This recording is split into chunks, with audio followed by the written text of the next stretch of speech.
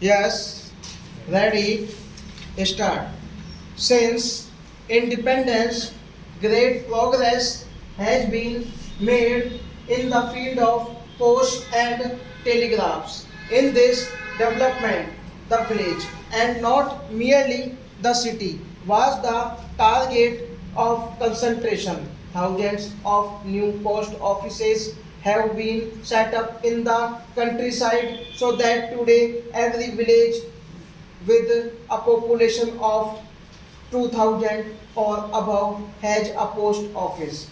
The communication ministry's target is to bring the post office within a 3 miles of every Indian, irrespective of the remoteness of his village.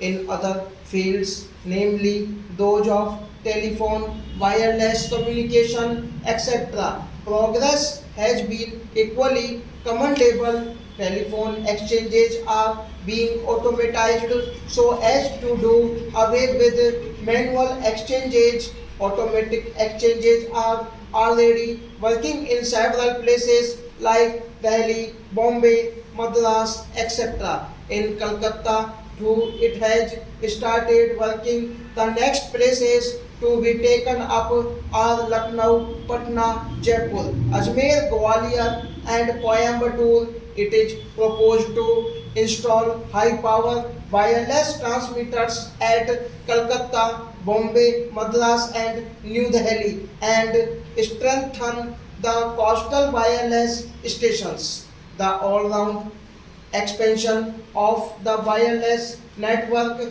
will cost rupees 57 lakh. The Indian Telephone Industries factory at Bangalore has already started supplying automatic exchange equipment.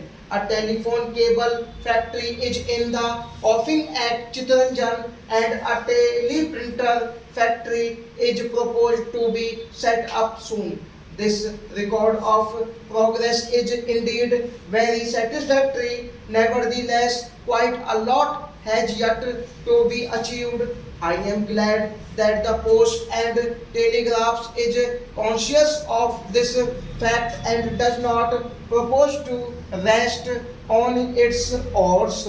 It is concentrating on its 5-year plan, of which expansion and modernization and are the slogans. In the plan, rupees 48 crore are earmarked for capital outlay. The objectives of the development plan include the opening of a telegraph office in every town of 5,000 or more, in every subdivisional headquarter and in every thana or police station, irrespective of its size. Every district headquarter and every town of the 30,000 or more will have a telephone exchange. By this year, trunk facilities will be extended to every subdivisional headquarter as well as to every town having a population of 20,000 or more. A large number of public call offices are to be opened. Lastly, the welfare of workers is a cardinal principle with the P&T department. Their working conditions will be improved and a definite number of them will have been provided government accommodation by next year. About the importance of modern communications, nothing much need be said for the telegraph, the telephone and the wireless, which have ended time and distance, are the principal characteristics of the present age stock.